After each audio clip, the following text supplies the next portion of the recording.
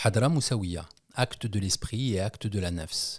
Assise du cheikh éducateur Sidi Mohamed Fawzi al-Karkari, radiallahu anhu, cours du Jumu'ah 14 Sha'ban 1435 de l'Hégire, vendredi 14 juin 2014.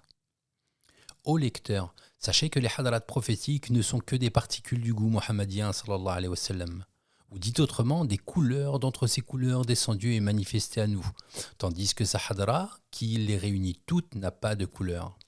Ou dit autrement, chaque hadra prophétique n'est qu'un mot d'entre ces mots, jaillissant de l'océan. De « il me fut donné l'ensemble de tous les mots » Shawamil Kalim. De ce fait, la hadra moussaouia n'est qu'un point de vue d'entre les points de vue de la hadra mohammedienne, et qu'un fleuve d'entre les fleuves se jetant dans son océan sublime, sallallahu alayhi wa sallam. La hadra moussaouia est considérée comme l'une des hadras les plus proches de la hadra mohammedienne. Après la hadra Issaouia, conformément au hadith, je suis la personne la plus en droit du fils de Marie. La hadra moussaouia est un miroir parfaitement poli dans lequel les lumières mohammediennes se reflètent avec abondance et intensité. Sa hadra étant ainsi semblable à une montagne, à la montagne de Tour. Ses sciences et ses secrets étaient multiples. Elle était la concrétisation de la jonction et de la scission, du wasl et du fasl, ainsi que la manifestation apparente des opposés.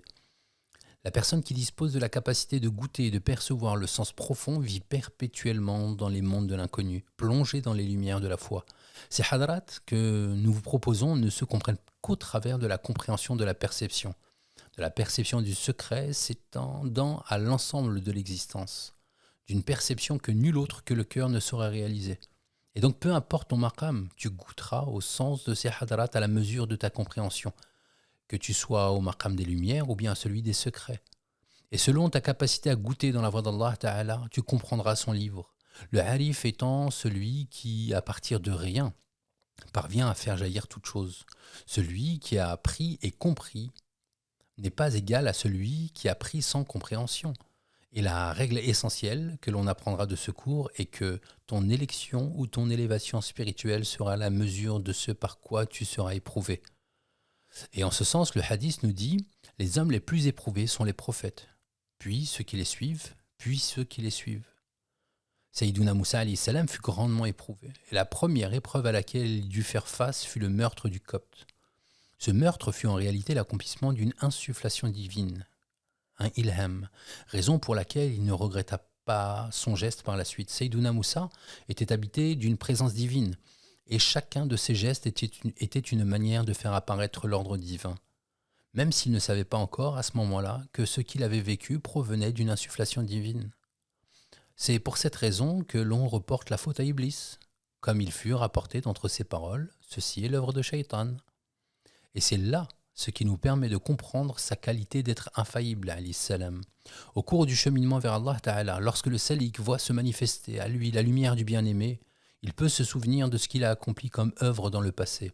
Et il est alors capable de faire la différence entre les œuvres qui étaient l'accomplissement d'insufflation divine et celles qui provenaient de la nafs. Afin de nous enseigner cela, Allah réunit Sayyiduna Moussa alayhi salam et Sayyiduna al-Khidr alayhi salam, qui est le père des saints ayant bu à la source de la vie. Sayyiduna Moussa alayhi salam ne comprit que son acte avait été la conséquence d'une insufflation seigneuriale, que lorsque Sayyiduna al-Khidr alayhi salam reproduisit le même acte, en tuant l'enfant devant ses yeux.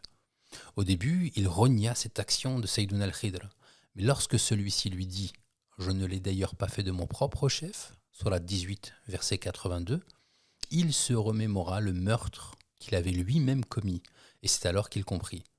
Dans ce récit se trouve un enseignement majeur. Lorsque le mouride trouve un cheikh éducateur, il convient qu'il se remémore son passé, soit-il bon ou mauvais, afin que l'autosatisfaction et la suffisance ne gagnent pas son cœur en même temps que les réalités divines. Il est en effet aisé à Iblis de jouer et de manipuler le mouride à cette étape de son cheminement, qui le voit passer des ténèbres à la lumière, laissant penser qu'il est quelque chose ou qu'il a atteint un but, alors qu'il n'est en réalité qu'au commencement. Si le mouride se souvient donc régulièrement de son passé, de ses manquements, de ses péchés, il sera préservé de la satisfaction de lui-même et de l'orgueil. Et lorsque son retour à Allah et sa lumière seront intenses et fermement ancrés à lui, alors son mode de vie sera celui de l'étranger, vivant chacun de ses gestes avec et pour le vrai. Sayyiduna Moussa alayhi salam fut la seule et unique personne à voir le khidr de son temps. Et personne d'autre que lui n'assista au meurtre de l'enfant, dont il est question dans la Surat al-Kahf. Et c'est donc comme si Sayyiduna al-Khidr alayhi salam avait informé Sayyiduna Moussa de son infaillibilité par le biais d'une indication, une ishara.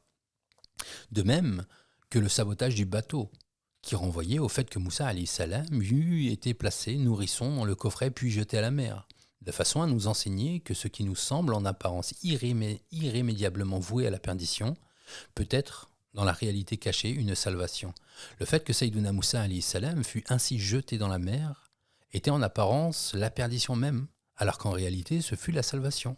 De même que le sabotage du bateau, qui était en apparence la perdition pour ses occupants, mais en réalité la salvation du roi, qui saisissait de force tout bateau. L'histoire de Sayyiduna Moussa et de sa mère nous enseigne également que celle-ci cheminait par l'accomplissement d'insufflations divines, sans toutefois s'en rendre compte. Une personne peut ainsi donc agir par insufflation divine sans le savoir, jusqu'à ce qu'il accède à l'ouverture spirituelle, et alors il connaît la vérité. Lorsque donc la mère de Moussa jeta son fils dans la mer, c'est comme si elle lui avait dit « Si tu es vraiment celui que tu es, celui au rang sublime, alors Allah te sauvera. Et si tu n'es pas celui-là, alors soit c'est Pharaon qui te tuera, soit la mer. » Nous comprenons donc ici qu'une seule et unique chose est utile au mouride. Il s'agit d'entrer auprès du Seigneur Jalla Jalalu, en demandant uniquement Allah, pour Allah Ta'ala. Mais s'il demeure habité par le doute, avançant d'un pas et reculant de l'autre, alors c'est peut-être le bannissement qui le guette, du fait qu'il se sera cru accepté et agréé. La mère de Moussa alayhi salam n'en douta pas. Elle ne remit pas à plus tard ce qu'elle devait faire au moment voulu. Au contraire, elle prit son fils et l'abandonna à la miséricorde divine. Comprends donc ceci.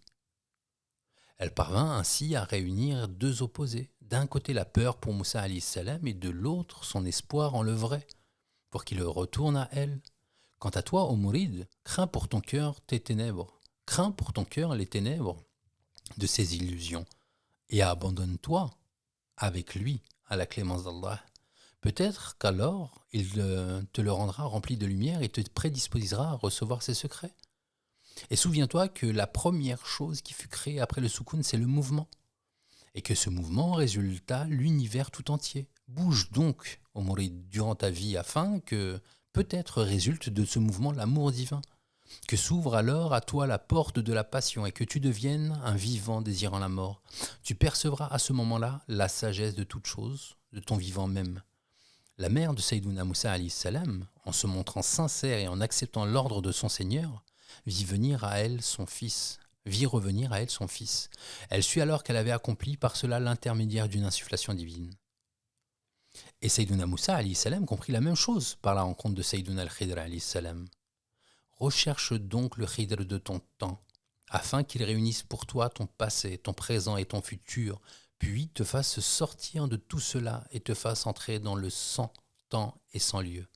La zaman wa la makan.